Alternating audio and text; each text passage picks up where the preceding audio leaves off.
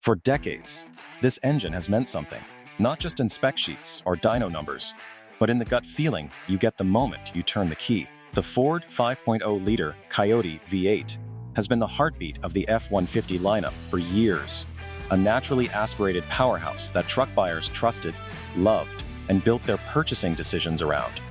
It offered something turbocharged engines never quite could: predictable maintenance, mechanical simplicity, and that raw, unmistakable V8 sound. But here in 2027, something has quietly shifted. Ford has not issued a press release. Dealers still list the engine. Enthusiasts still order it. On the surface, the 5.0 appears healthy.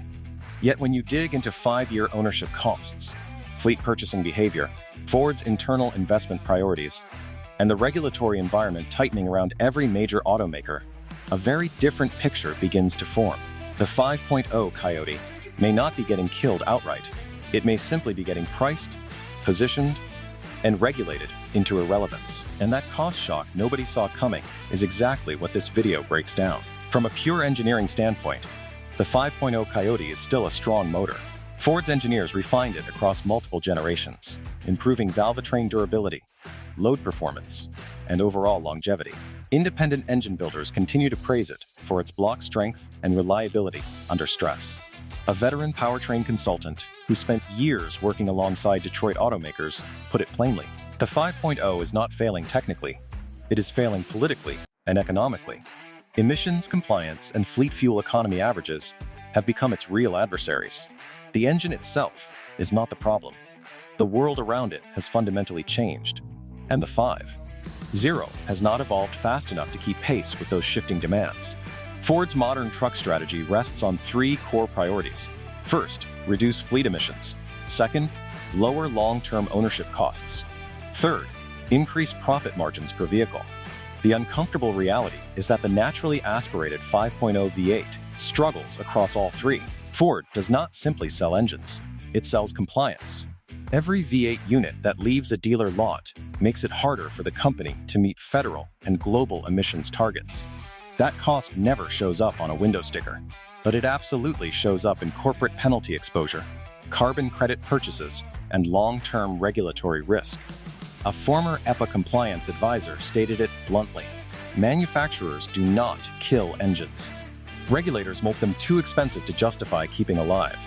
For 2027, the F-150 lineup is increasingly built around turbocharged EcoBoost configurations, hybrid powertrains, the PowerBoost system, and software-driven efficiency improvements. The 5.0 V8 is still technically available, but it is no longer the strategic centerpiece of the lineup. And in the automotive industry, when an engine shifts from being central to being optional, the clock has already started ticking. Most buyers focus on the window sticker price. That is a costly mistake. What truly matters in 2027 is the total cost of owning an F-150 over 5 years. That includes fuel, routine maintenance, insurance premiums, depreciation, and increasingly, compliance-driven ownership fees tied to engine displacement and emissions classification. When all of those numbers get added together, the V8 starts losing ground fast. Fuel is the first and most significant pressure point. Despite continued improvements, the 5.0 V8 still burns considerably more fuel than Ford's turbocharged V6 alternatives, particularly in mixed driving conditions that most truck owners actually experience. Industry fuel analysts estimate that over a 5-year ownership period, the average V8-powered F-150 owner spends between $4,000 and $6,000 more on fuel alone compared to a comparable EcoBoost model. Hybrid owners in urban environments save even more.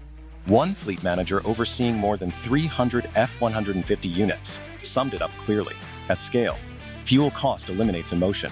V8 engines disappear the moment spreadsheets take over the decision.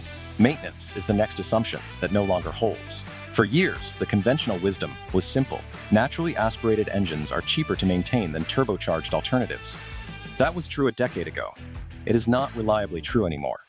Modern 5.0 engines require sophisticated catalytic systems, complex emissions monitoring equipment, and tight tolerances to stay within current regulatory standards. Meanwhile, Ford's EcoBoost lineup has matured considerably. The early turbo reliability concerns that gave buyers pause have largely been resolved, and service intervals are now broadly comparable. A master Ford technician with 25 years of hands-on experience noted that the maintenance cost gap people still assume exists has mostly disappeared.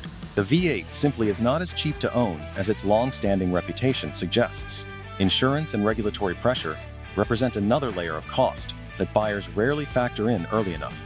Insurance providers are increasingly incorporating emissions classification, engine displacement, and long-term fuel consumption data into their risk modeling. In several U.S. states and in key global markets, larger displacement engines are already subject to higher registration fees and ownership surcharges as emission zones expand and low-emission vehicle policies tighten.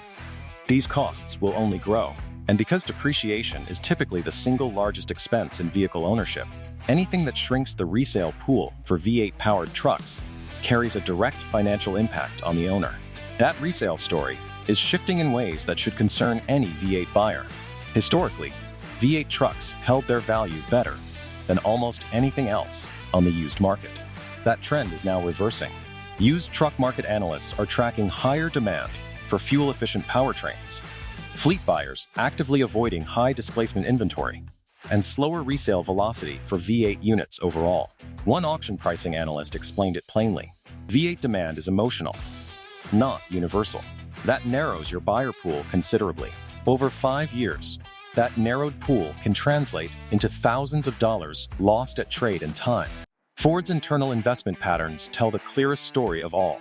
Billions of dollars are flowing toward hybrid development, software optimization, electric infrastructure, and turbocharged engine refinement. The 5.0 V8, by contrast, is receiving minimal developmental attention. That is not an accident or an oversight. It is a deliberate, calculated business decision that reflects exactly where Ford sees its future. A retired Ford engineer who spent years inside the company's powertrain division stated directly that when meaningful updates stop arriving, the direction has already been decided internally. So is Ford killing the 5.0 V8? Not officially, not publicly. Ford is executing something more deliberate and more effective than a formal announcement. They are keeping the engine listed to avoid consumer backlash, while allowing market economics and regulatory momentum to do the heavy lifting. The outcome is identical to a cancellation. It just arrives without the press conference. Experts across engineering, fleet management, and industry analysis are reaching the same conclusion. The 5.0 Coyote remains mechanically sound. It no longer fits Ford's long-term business architecture. Cost pressure, not performance failure, is ending its run as the dominant F-150 engine. The V8 did not lose because it became weak or unreliable. It lost because the battlefield shifted completely underneath it. If you are buying a 2027 F-150, your decision needs to be strategic, not sentimental. The 5.0 V8 still makes sense if you plan to keep the truck long-term, if you value the driving experience over the ownership spreadsheet, and if you fully understand the resale trade-off involved. EcoBoost and hybrid configurations make stronger financial sense if 5-year cost is your priority, if resale flexibility matters, and if you expect the regulatory environment to keep tightening. Ford did not end the 5.0 V8 with a single announcement. They ended it with math. The cost shock nobody anticipated is not a conspiracy. It is the direct result of regulation, economic pressure, and a fundamental shift in modern manufacturing priorities. The V8 will survive for now, but its era as the standard, default engine in America's best-selling truck is finished.